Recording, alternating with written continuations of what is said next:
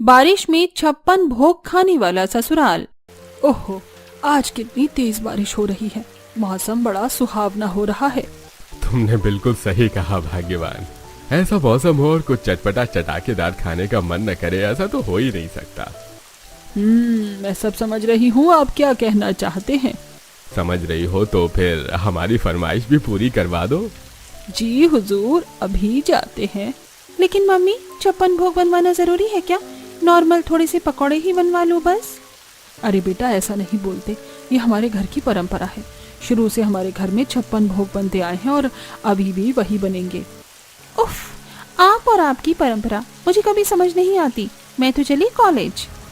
विमला आंगन में अपने पति रमेश के साथ बैठकर बारिश को एंजॉय कर रही थी। तब वो रसोई में जाती है जहाँ दोनों बहुएं बर्तन साफ कर रही थी। अरे बेटा, अभी तक तुम दोनों बर्तन धोने में ही लगी हो। बोल तो ऐसे रही है जैसे हम सुबह से खाली बैठे थे। अरे 56 पकवान बनाए थे सुबह, जैसे छोले भटूरे, नान, गोलगप्पे, समोसे, मिठाई में ढोकला। इतना खाना तो शादी में बनता है, तो उसमें पहाड़ जितने बर्तन साफ करना आसान बात थोड़ी है। अभी थोड़ा समय लगेगा। आप कहिए मम्मी जी, क्या बात है? देखो, बहुत अच्छी बारिश हो रही है, तो तुम दोनों जरा मिलकर अलग अलग तरह के पकौड़े बना लेते, जैसे आलू, गाजर, गोभी, पालक, पनीर, मिर्च, चीज और 10 तरह के पकौड़े बनाने के बाद। क्या 10 तरह के पकौड़े बनाने के बाद भी कुछ बचा है? हाँ, उसके साथ जरा भुट्टा भून लेना और थोड़े से चटपटे मसालेदार पराठे भी बना लेना। पराठों का जिम्मा मैं तुम पर छोड़ती हूँ। उसमें आलू, गोभी, गाजर, प्याज, मूली, पनीर, इन सब के पराठे बना लेना। और साथ ही मीठे में, हाँ, मीठा तो अभी बाकी है। हाँ, मीठे में गुलाब जामुन, रसगुल्ला, रसमलाई, फालूदा, चने दाल की बर्फी, घिया की बर्फी और काजू कतली, ये सब बना देना। बाकी तो तुम्हें पता ही है इसके साथ और क्या क्या होना चाहिए। जी मम्मी जी, बाकी सब मुझे पता है, मैं कर लूंगी। इतना लंबा चौड़ा ऑर्डर देकर विमला वहां से चली जाती है। हे भगवान, मुझे तो लग रहा है मैं पागल हो जाऊंगी। मैं कहाँ ऐसे भुक्कड़ों के ससुराल में आकर फंस गई हूँ। सच में नेहा, हमारी तो किस्मत ही मारी है। अभी सुबह ही इन सब ने पूरे 56 पकवान खाए हैं और अभी तो ठीक से लंच का भी समय नहीं हुआ था। बस बारिश है इसलिए ये सब खाने का मन हुआ तो ऑर्डर दे दिया। हाँ दीदी, अभी तक तो सुबह के बर्तन भी साफ नहीं हुए हैं और ऊपर से अब इतना ऑर्डर मिल गया। लेकिन क्या ही कर सकते हैं, हमें करना ही होगा। इन्हें तो बात समझ में भी तो नहीं आती है। बेचारी दोनों बहुएं सारे बर्तन साफ करके दोबारा खाना बनाने की तैयारियां शुरू कर देती हैं। इतने सारे आलू छीलने पड़ रहे हैं और इतने सारे प्याज भी। मेरी आंखों से तो आंसू आने लग गए। अभी तो बहुत सारी सब्जियां काटनी है। उफ, फिर आटा भी लगाना है।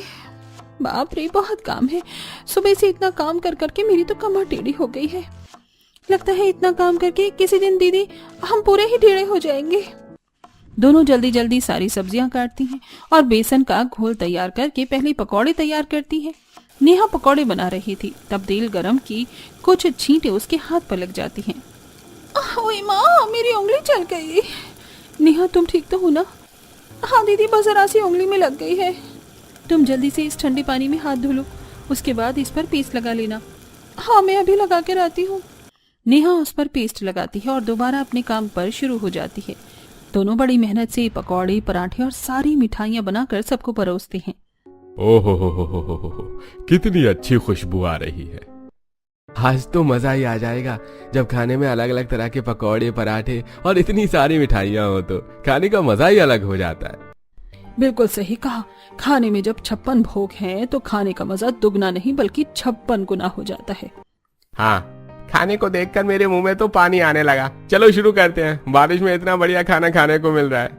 सभी खाने पर टूट पड़ते हैं। दोनों बड़े मजे से खाना खा रहे थे, लेकिन वहीं दोनों बहुओं की हालत टाइट हो गई थी। ओहो, मजा आ गया। हमारी सजा करके खुद तो मजा आएगा ही। हमें तो यहाँ पूरे दिन गर्मी में रसोई में बंद रखते हैं, जिससे हमें चक्कर भी आने लगते हैं और खुद बस खाते ही रहते हैं। खाना खाने के बाद, मेरा तो हो गया, चल छोटे अब काम पर चलते हैं। खाना खाकर रजत और पवन चले जाते हैं। मेरा पेट तो भर गया, अब मुझसे और नहीं खाया जाएगा। हाँ, मेरा भी पेट भर गया है, बस अब और खाने का मन नहीं हो रहा। लेकिन मम्मी जी, अभी तो बहुत खाना बच गया है। पराठे तो यूं के यूं हैं। हाँ बेटा, लेकिन हमारा पेट भी तो भर गया है। हाँ, लेकिन हमने इतनी मेहनत से इतना सारा खाना बनाया और अब ये सारा खाना वेस्ट हो जाएगा। अब बेटा, वेस्ट होने के डर से हम ज्यादा खाना खाकर अपना पेट तो नहीं फाड़ सकते ना। हमारे पेट में इतनी जगह ही नहीं है, तो भला हम कैसे खा पाएंगे। अब तुम ही देखो बाकी बचे खाने का क्या करना है। हाँ, मैं तो चली बाहर बई टहलने, जितना खाना खाया है उसे हजम भी तो करना होगा। इतना कहकर दोनों वहां से चले जाते हैं। इन्होंने थाली में कितना सारा खाना छोड़ दिया है। जब इतना खाना खाना ही नहीं था तो बनवाया क्यों है। इनकी माया तो यही जाने, भला एक व्यक्ति इतना सारा खाना कैसे खा सकता है। लेकिन फिर भी इन्हें हमेशा 56 भोग बनवाने हैं, वो भी दिन में तीनों समय अलग अलग तरह के। हाँ भाभी, ये 56 भोग वाला कंसेप्ट तो मुझे भी समझ नहीं आ रहा।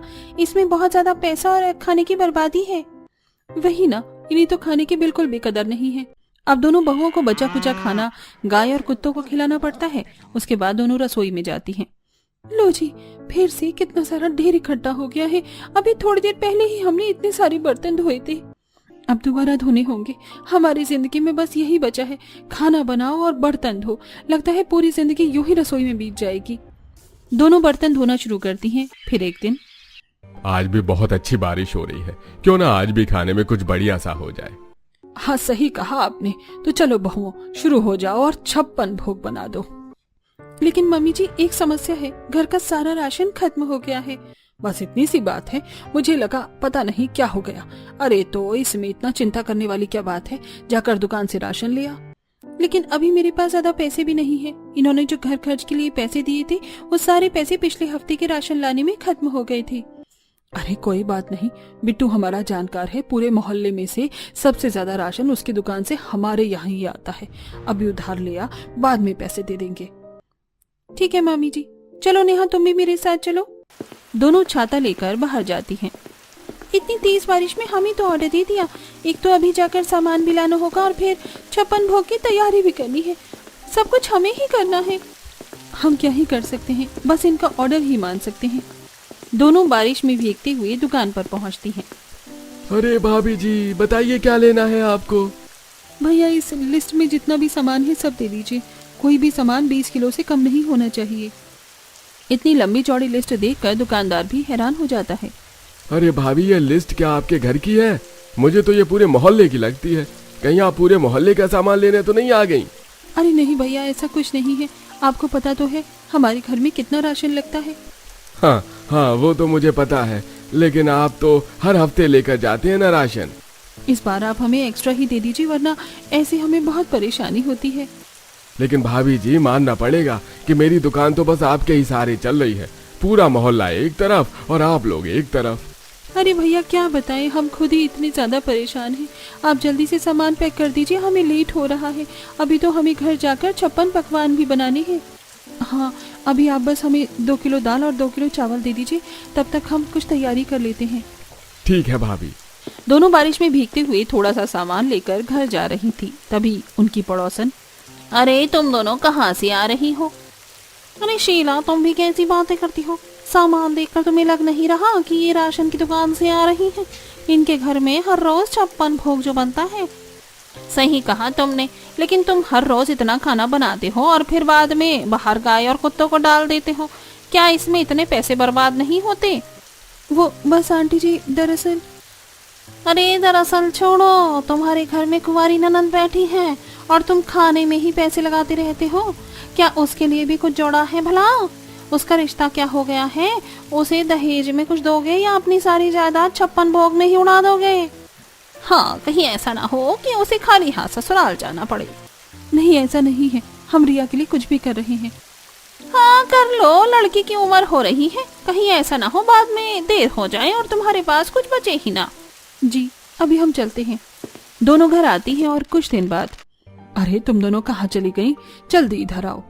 पायल अपने कमरे में लेटे हुए, मुझे ज्यादा देर भी नहीं हुई थी, बस 2 ही मिनट हुए थे कि दोबारा से बुलावा आ गया। चैन के 2 सांस भी नहीं ले सकते।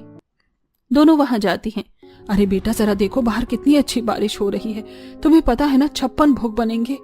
मम्मी जी, हमने सुबह 56 भोग बनाया था, उसमें से बहुत सा खाना बच गया है, जैसे बेसन के, सूजी के, चावल के चीले सब बचे हुए हैं। तो क्यों ना हम उसी को खा ले।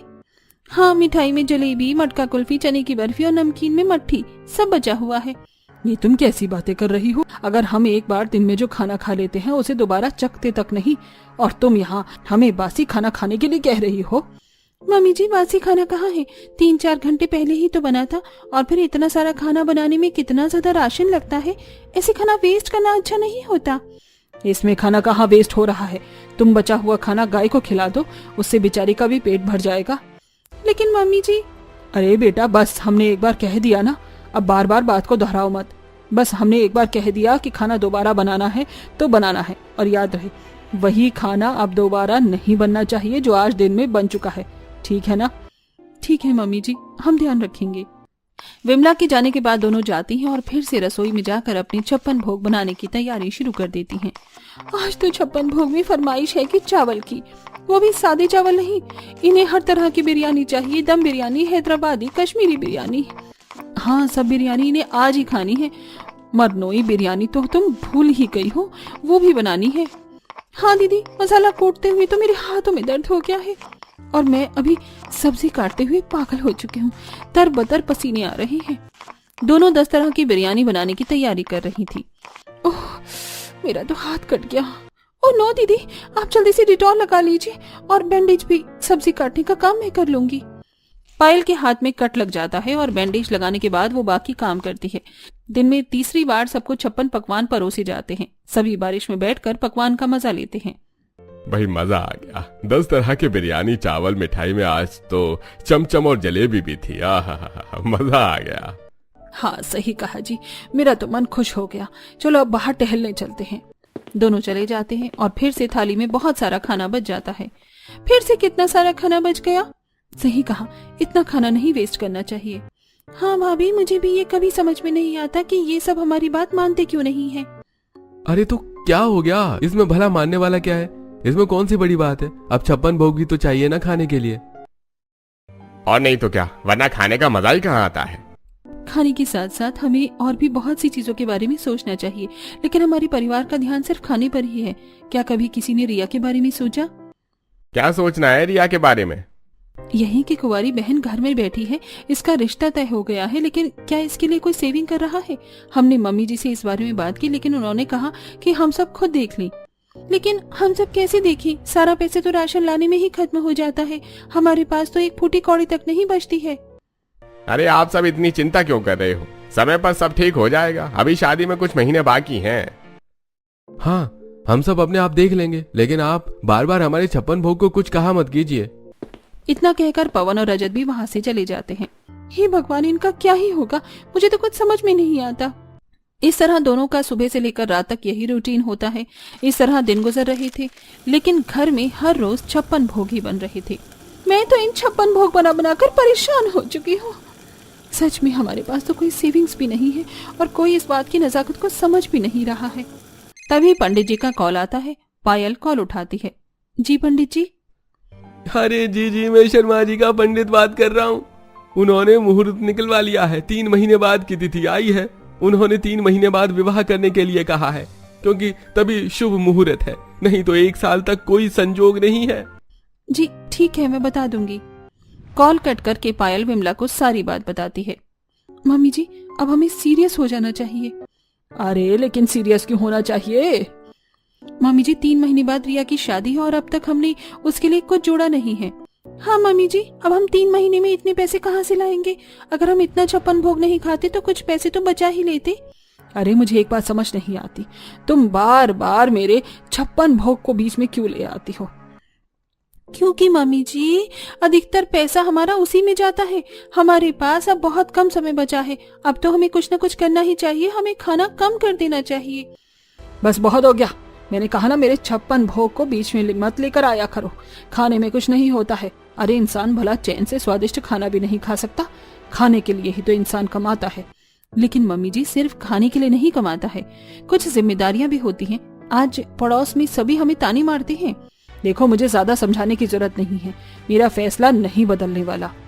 विमला ये कहकर वहां से चली जाती है। उफ, इन्हें समझाने का कोई फायदा नहीं। अब तो नेहा और पायल ने भी हार मान ली थी, लेकिन उसी दिन शाम को रजत और पवन उदास होकर घर आते हैं। क्या बात है, तुम दोनों इतने उदास क्यों हो? हमारा बिजनेस में बहुत टाइम से घाटा हो रहा है। अब तो बिल्कुल भी इनकम नहीं हो रही है, समझ नहीं आ रहा सब कैसे होगा। हाँ पता नहीं ऐसा कैसे हो गया। जब तक बिजनेस ठीक नहीं चलता हमें कहीं और जॉब करनी होगी, वरना ऐसे घर खर्च भी नहीं निकलेगा। कोई बात नहीं, तुम दोनों परेशान मत हो, सब ठीक हो जाएगा।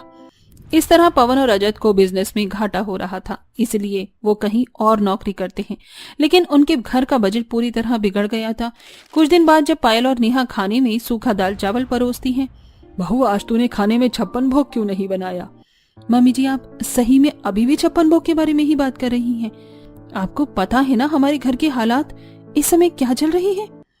हाँ मुझे सब पता है, लेकिन तुम खाना तो ज्यादा बना ही सकती हो। लगता है मम्मी जी आपको थोड़ा डिटेल में समझाना होगा।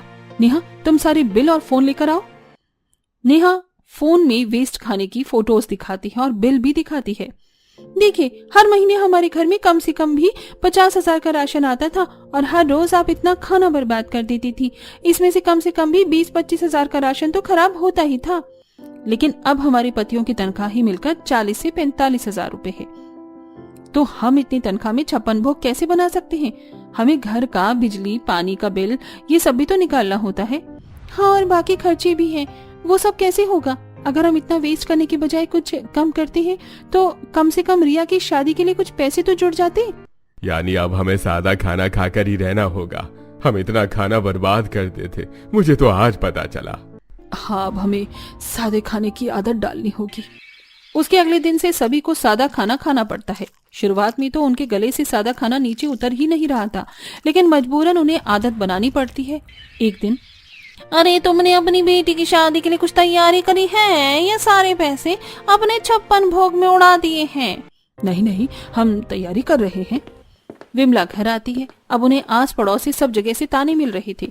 जैसे जैसे शादी का दिन नजदीक आता है उनकी टेंशन बढ़ जाती है।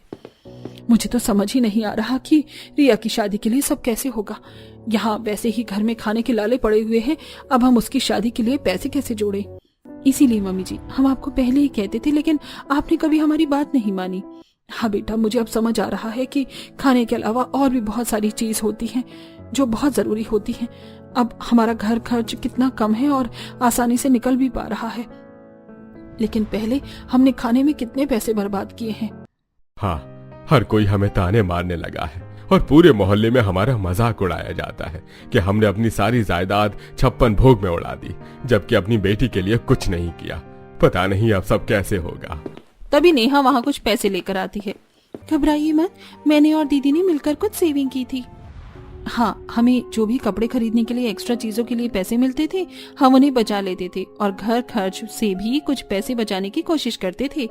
हाँ तब बिजनेस अच्छा चल रहा था तो हमने कुछ पैसे बचा लिए थे। तुम दोनों ने परिवार के लिए कितना कुछ त्यागा है और हमें देखो खाने पर इतना पैसा बर्बाद किया।